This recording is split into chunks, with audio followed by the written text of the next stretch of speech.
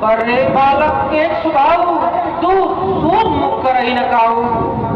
यह तो है निर्दोष बेचारा, ना यह है अपराध हमारा। जो बालक कछु अनुचित करही, गुरपित भाग मोद बन भरही।